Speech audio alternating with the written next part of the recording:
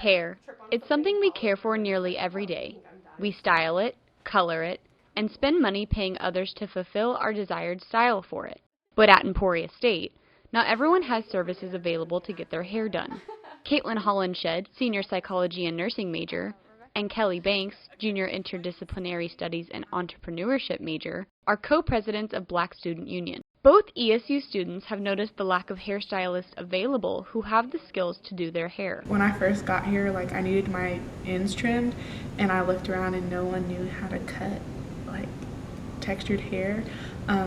So I was scared to go anywhere and try and then get a really bad haircut. You feel like there's a lot of resources for you to get your hair done in Emporia? No, I do my own hair.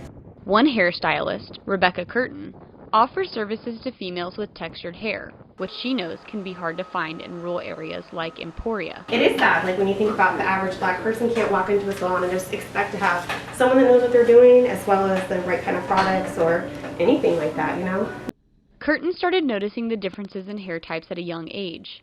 When she was a child, her parents fostered and eventually adopted her two siblings who are Black. Having a love for hair at a young age, she quickly started learning how to do her siblings' hair. Dad knew which barber to take him to and was aware that he couldn't just take him anywhere, So I kind of learned from a young age that, everybody's hair is a little different more than you think.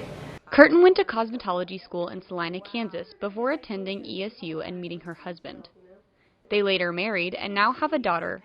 Curtin says being a mom was also what helped her to learn more about textured hair. Previous generations didn't learn texture, so they're not teaching the new generations. Most of people that are educators in beauty school tend to be 20, 30 years of experience.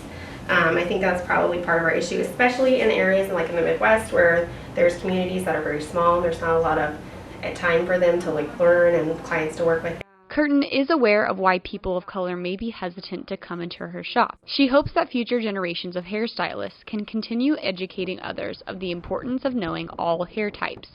I was always fascinated by hair and what I could do with it, what you can create, and how you can make people feel about themselves with hair. Feeling good after a new hairdo isn't uncommon. However, for people of color, a haircut could be the difference between a lasting impression, according to Eric Ansley, senior general education major.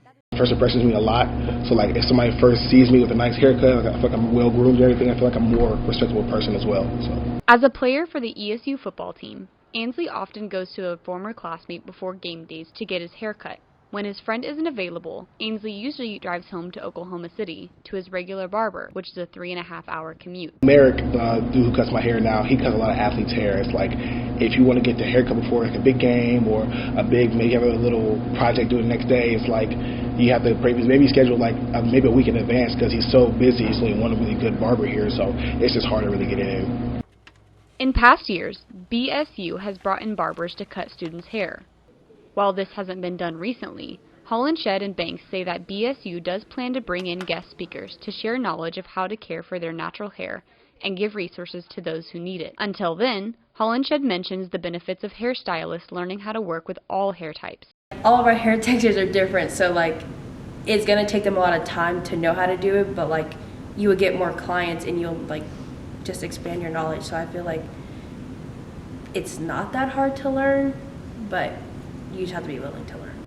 In Emporia, Allison Funk, The Bulletin.